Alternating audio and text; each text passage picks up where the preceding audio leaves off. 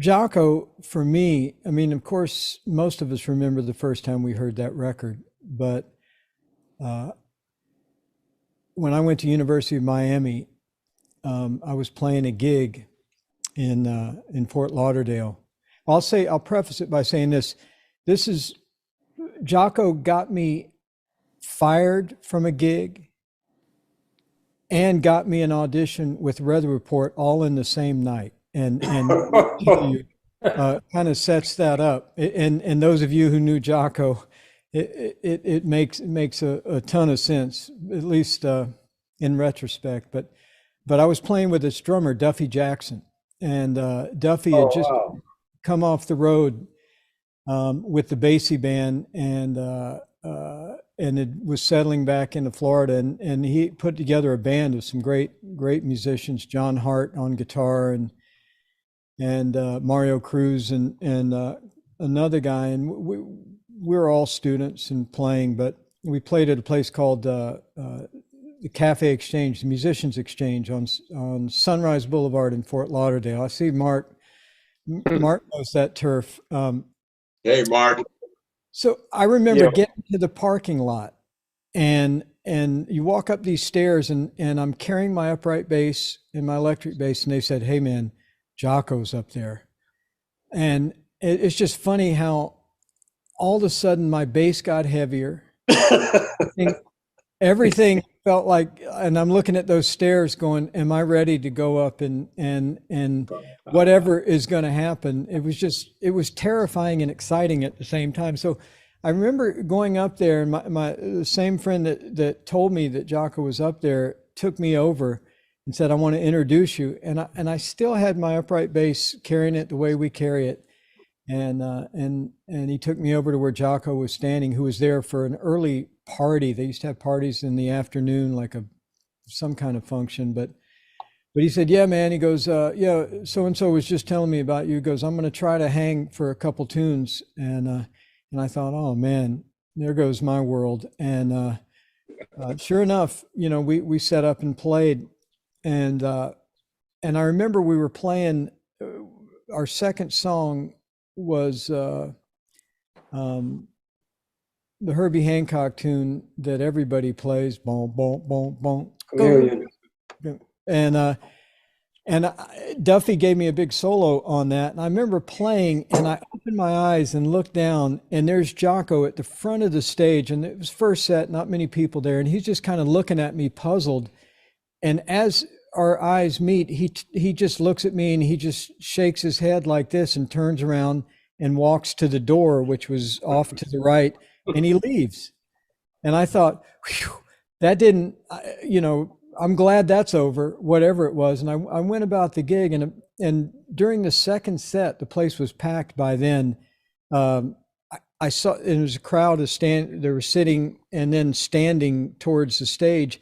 And I saw this jazz bass cutting through the crowd like a shark's fin. It was held up over. And sure enough, Jaco pops out right in front with this jazz bass. He keeps coming and jumps up onto this about a 2 foot high stage and unplugs my upright bass, plugs right in, looks at me and said, "Let's play." And can you imagine, as a college student, what that felt like? All of a sudden, I went from being dejected. He just left and didn't dig me, and I got over that. And the next thing I know, he came back and he jumps up there. But anyway, I'm immediately that's where my head was, and everything about it. And I've talked to the other guys in the band since then, but little did I know that he and Duffy had a thing going for a while, and it wasn't a really positive thing. And I turn around, and look at Duffy, and we're playing, and Jaco's playing, and he just looks at me and he says, "Get him off the stage," which is get him off the stage in I can't hear what he's saying, but I can read his lips.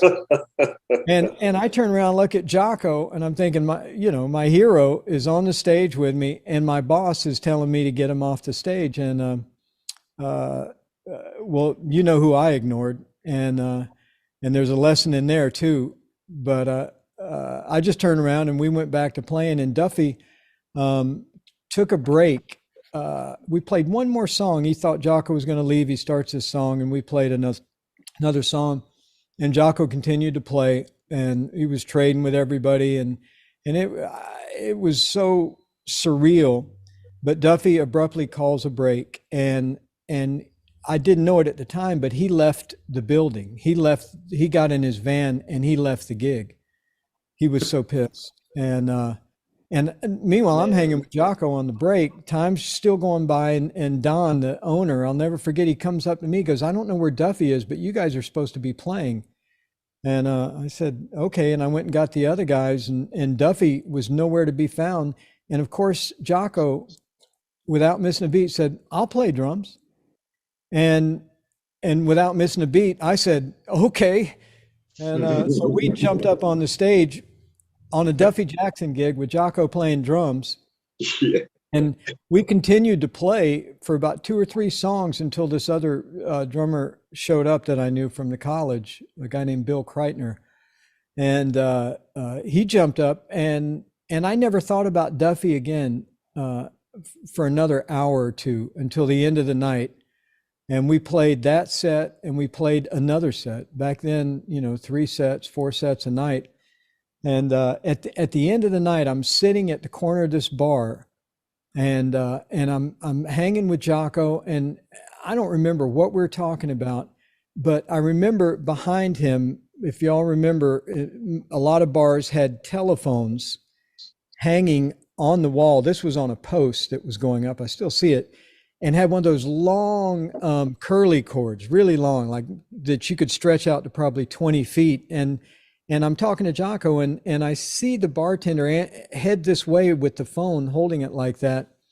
And the bartender said, "Hey, it's Duffy. He wants to talk to you." And I picked up the phone, and I said, "Hey, Duffy, where'd you go?" And he said, he didn't even answer. He said, "You're fired. No more. We're done. Click." Oh boy. And I looked at Jaco. I looked at him, and I said, "That was Duffy. He just fired me." And all of this emotion, this up and down, this adrenaline was just going so strong.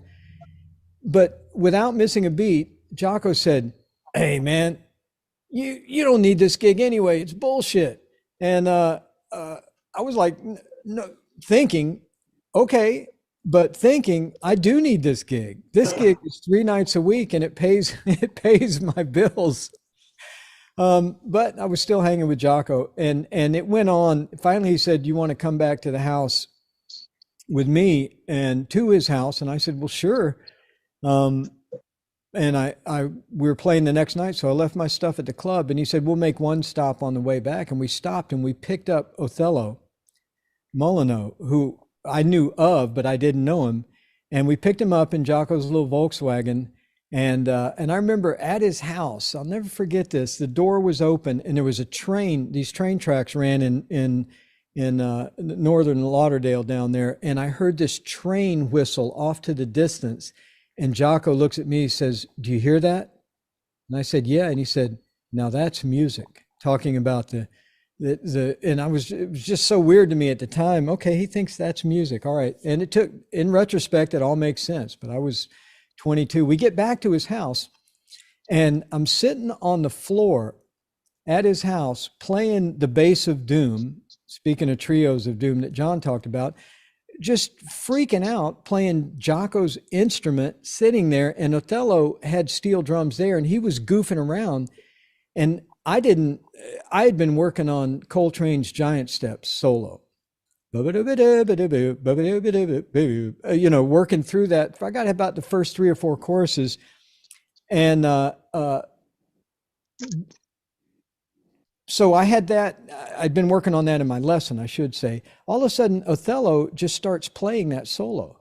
It turns out he had been working on it too, and I just jumped in unison with him and played till I ran out of what I knew, and Othello just kept going. And I remember Jaco was just like over there going, all right, what's going on now? And we just hung out. About 4 a.m, another phone incident. We're all sitting on the floor at this time now, listening to Lee Morgan's Sidewinder, and I'll never forget it. Because Jaco said he was learning that song. He was going to transcribe it for his group at some point. But he's on the phone and he just turns back and he hands it to me and he said, "Here, talk to Joe." And I'm like, "Joe?" And I pick up the phone. I say, "Hello." He goes, "Hello, this is Joe." And what I now know is to be the Joe Zawinul accent. And he said, "Jaco was just telling me that you play pretty good." And Jaco, and Mark remembers this, I'm sure. Jaco was committed to picking his replacement in Weather Report. It didn't happen, but he had this fixation with, he was going to name his successor, almost like, I'm going to hand the crown off.